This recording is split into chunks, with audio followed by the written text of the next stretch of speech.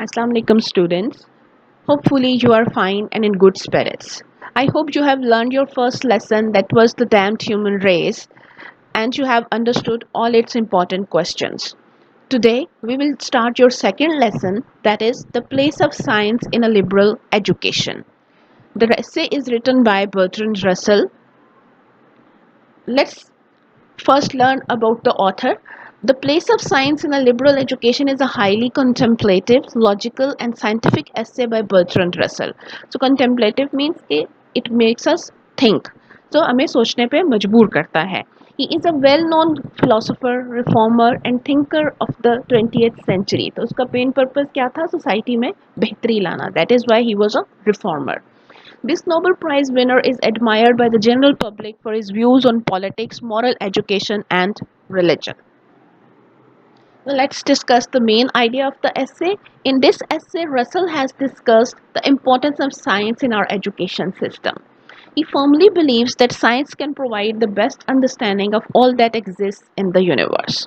तो रसल हमें ये बताता है कि साइंस हमारे एजुकेशन सिस्टम में कितनी इंपॉर्टेंट है. वो ये बिलीव करता है कि साइंस हमें इस यूनिवर्स में जो कुछ भी है उसके बारे में कंप्लीट अंडरस्टैंडिंग प्रोवाइड कर सकती है. He has also compared science with other fields of education to prove it no less superior to them. तो दूसरी फील्ड्स ऑफ नॉलेज के साथ भी वो इसका कंपैरिजन करता है और हमें बताता है कि ये बाकी फील्ड से किसी तरह भी कम नहीं है. So this beautifully illustrates his firm belief in scientific method. Let's see what he believes about scientific method. According to Russell, scientific method is basically not a method about inventions. It is a method about how we look towards the world.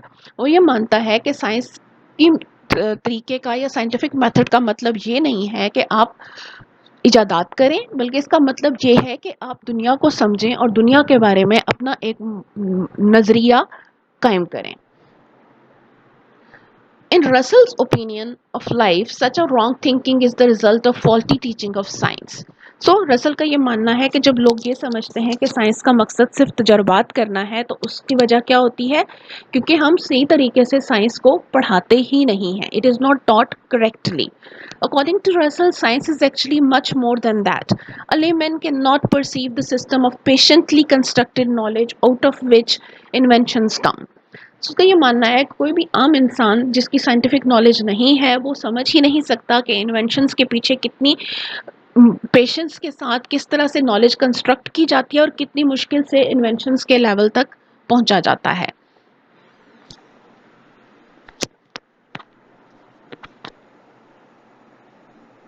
The next heading is the definition of education. Russell defines education as the formations by means of instructions of certain mental habits and a certain outlook on life and the world. Russell क्या कहता है कि education का मतलब कुछ ऐसे नज़रियात का, कुछ ऐसी आदात का और कुछ ऐसी सोच का बनाना है जो हम हिदायत के ज़रिए, इंस्ट्रक्शंस के ज़रिए बनाते हैं, जिसके ज़रिए हम दुनिया को और ज़िंदगी को देखते हैं. हमारा जो ज़िंदगी और दुनिया को देखने का आउटलुक है वो उन इंस्ट्रक्शंस के थ्रू डेवलप होता है. According to this definition, in the broader sense, education includes all that we learn through instruction and personal experience. अब अगर इस definition के हम broader sense लें, उसको broader way में लें, तो उसका मतलब ये बनता है कि education में हमारे तमाम personal experiences, जो कुछ भी हम ज़िंदगी में सीखते हैं, वो सब का सब included है. In the narrower sense, education means imparting of definite information on various subjects. अगर हम इसी डेफिनेशन को नैरो कर दें तो उसका मतलब क्या बनता है कि आप किसी मुख्तलिफ सब्जेक्ट्स के बारे में जब आप एक कंफर्म, एक डेफिनेट इंफॉर्मेशन मुहैया करते हैं किसी को, तो उसे एजुकेशन कहा जाता है. So that is his definition of education, that first it is instructions that develop mental habits about our outlook towards life and the world. Secondly, broader sense, everything that we learn in our life is education. Narrower sense, in the narrower sense, education means कि जो भी information हम किसी भी subjects के बारे में acquire करते हैं उसको हम एजुकेशन कहते हैं. The teaching of arithmetic, reading and writing at the elementary level, ordinary readers of newspapers think that science in the name of inventions and developments like wireless telegraphy, aeroplanes and etc. Now what happens is कि जो teaching है arithmetic की, जैसे reading और writing elementary level पे, ये सब के सब क्या है, एजुकेशन है. They accept science only because it increases the mental comforts in education of this kind. In the normal sense, education is an essential part of the moral and intellectual development of human character and personality. So what is Russell saying? कि हमारी human development, हमारा character जो develop होता है, हमारी जो personality develop होती है, उसके पीछे एजुकेशन का एक बहुत इम्पॉर्टेंट, बहुत एसेंशियल रोल होता है. और हमारी मॉरल डेवलपमेंट, हमारी इंटेलेक्चुअल डेवलपमेंट, सबकी सब एजुकेशन और राइट काइंड ऑफ एजुकेशन के ऊपर डिपेंडेंट है. So education of a certain kind can form certain mental habits and some peculiar outlook on life in us. So अगर एक तरीके की एजुकेशन दी जाएगी तो उससे एक तरह की हैबिट्स और आउटलुक डेवलप होगी, अगर दूसरी तरह की एजुकेशन दी जाएगी तो दूसरी तरह की हैबिट्स और आउटलुक डेवलप होगी. According to Russell, education of science can do much in such a formation of any mental habit and intellectual outlook on life. So Russell का ये मानना है कि साइंस की जो एजुकेशन है वो मेंटल हैबिट्स की फॉर्मेशन में और इंटेलेक्चुअल आउटलुक की डेवलपमेंट में बहुत इंपॉर्टेंट रोल प्ले कर सकती है. Okay, then he discusses what is the purpose of education, what education wants to achieve. So is there a purpose to education? Is there some moral base to education, or is it just gaining knowledge? According to Russell, there may be three aims of education. One is natural, second one is moral, and the third one is intellectual. Our whole life is built on a certain number of primary instincts and impulses. सबसे पहले वो क्या कहता है कि हमारी पूरी की पूरी लाइफ जो है वो किस पे बेस्ड होती है कि हमारे अंदर कुछ इंस्टिंक्ट्स होते हैं, कुछ इम्पल्सेस होती हैं जो हमारी नेचर का हिस्सा होती हैं, और इन इंस्टिंक्ट्स और इम्पल्सेस के अकॉर्डिंगली हम अपनी लाइफ में बहुत सारे काम करते हैं. They are related to our active life, hopes and fears. तो वो क्या है, हमारी लाइफ से रिलेटेड है, हमारी होप्स हैं, हमारे फियर्स हैं, हम क्या होप्स करते हैं, हम किन चीज़ों से डरते हैं. The aim of education is to enlarge the scope of these impulses and thoughts. तो एजुकेशन का पर्पस क्या है कि वो हमारी होप्स और फियर्स का स्कोप जो है उसको ब्रॉडन करे, हमें लार्जर वे में होप करने और लार्जर वे में बहुत डीपली चीज़ों को अंडरस्टैंड करके उनके हवाले से फियर्स डेवलप करने में हमारी हेल्प करे. It should show where the most permanent satisfaction is to be found. So education का पर्पस क्या है कि ये हमें बताए कि हम अपने लिए ज़्यादा से ज़्यादा सेटिस्फेक्शन कहाँ से एक्वायर कर सकते हैं. Secondly, the moral aim of education is to soften and control our desires and instincts. So first purpose क्या है एजुकेशन का कि हमारी जो डिज़ायर्स और इम्पल्सेस हैं उनका स्कोप ब्रॉडन करे, हमारी अंडरस्टैंडिंग को बढ़ाए, हमारे नॉलेज को इंक्रीज करे. सेकेंड पर्पज़ इसका क्या है कि ये हमारे अंदर ये एबिलिटी क्रिएट करे कि हम अपने इंस्टिंक्ट्स को, अपने डिज़ायर्स को कंट्रोल कर सकें, हमें इतना इंटेलेक्चुअल और मॉरल नॉलेज प्रोवाइड करे कि हमें पता हो कि हमारी कौन से इंस्टिंक्ट्स और डिज़ायर्स राइट हैं और कौन से इंस्टिंक्ट्स और डिज़ायर्स रॉन्ग हैं. Nature supplies man the force of desire. अब ह्यूमन बींग्स की जो नेचर है उस नेचर में डिज़ायर है. ह्यूमन बींग वांट थिंग्स, उन्हें कुछ ना कुछ हमेशा चाहिए होता है. In a savage, this force is violent, but in a civilized man, it is controlled. एक सैवेज जो एक जंगली होता है जिसके पास कोई नॉलेज नहीं होता, उसके अंदर ये जो डिज़ायर की फोर्स है वो वायलेंट होती है, वो कंट्रोलेबल नहीं होती. लेकिन जो एक सिविलाइज्ड मैन होता है, जो एक सोसाइटी में रहता है, जिसके पास नॉलेज होती है, एजुकेशन होती है, वो अपनी इस डिज़ायर की फोर्स को कंट्रोल करना जानता है. So it should make a savage a citizen of the universe. So education का एक पर्पज़ क्या है कि वो एक जंगली को, एक सैवेज को इस काबिल बनाए कि वो इस दुनिया में लोगों के साथ मिलजुल कर रहने के काबिल हो सके. Thirdly, the intellectual aim of education is to make us see and imagine the world in an objective manner. So तीसरा पॉइंट क्या है उसका कि एजुकेशन का पर्पज़ ये है कि वो हमें इस काबिल बनाए कि हम वर्ल्ड को ऑब्जेक्टिवली देखने के काबिल हो जाएं, बगैर इमोशंस के, ट्रूथ की बेस पे कि कौन सी चीज़ सही है, कौन सी चीज़ गलत है, बजाय इसके कि हम अपने इमोशंस के थ्रू सोचें, सब्जेक्टिवली सोचें. एजुकेशन हमें बताती है कि हमने दुनिया को ऑब्जेक्टिवली कैसे ऑब्जर्व करना है. It involves the softening of hopes and fears, loves and hates, and the subjective emotional approach towards life and the world. So this is the true aim and moral end of education. So true aim और moral end of education क्या है?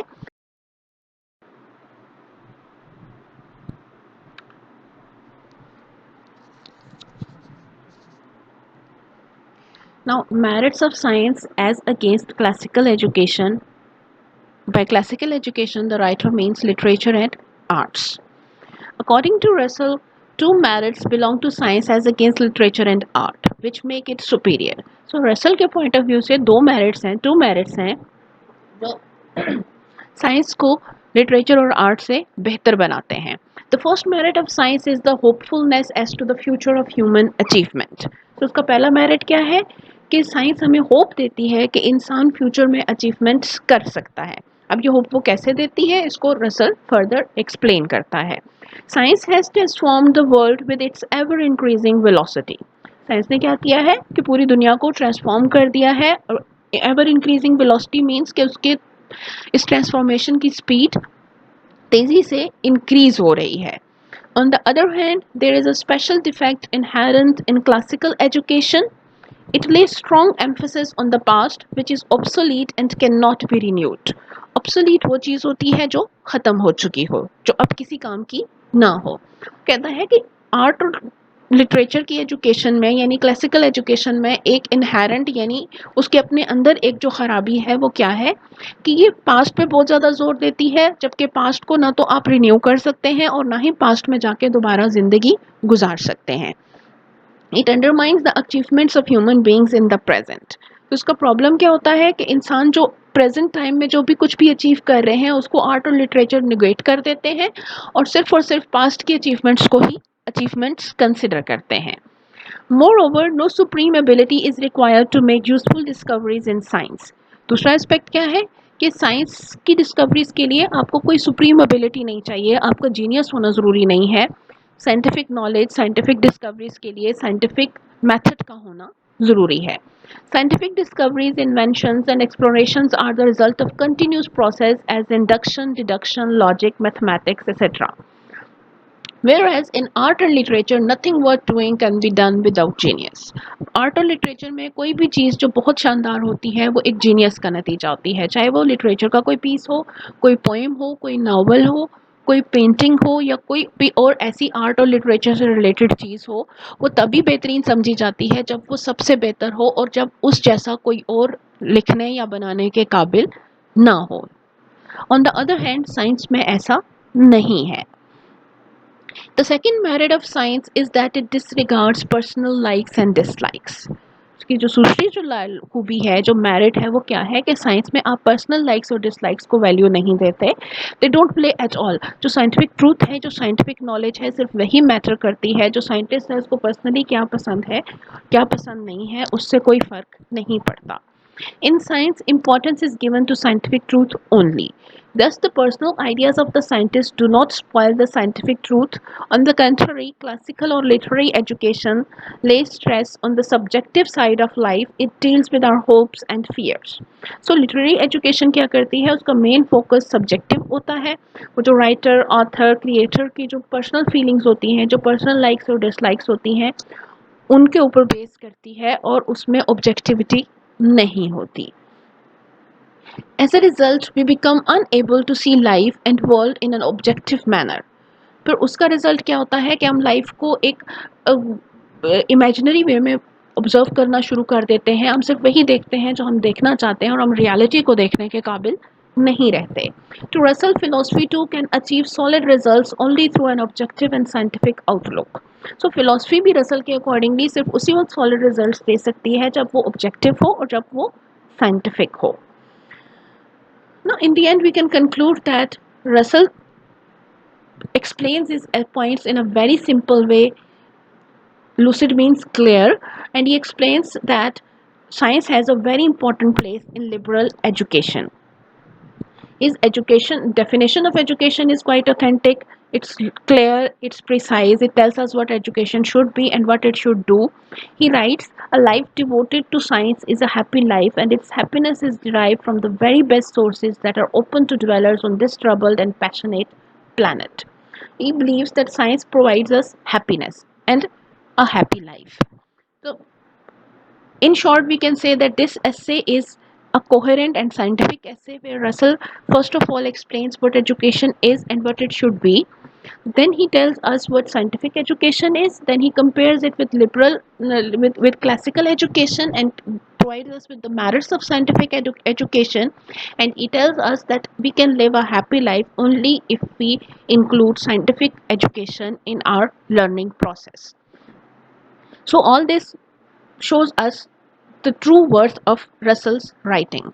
Now, I hope you have understood the lesson. If you have any questions, if you don't understand any word, line, or paragraph, don't hesitate to ask and read the original text as well. Okay, Allah Hafiz.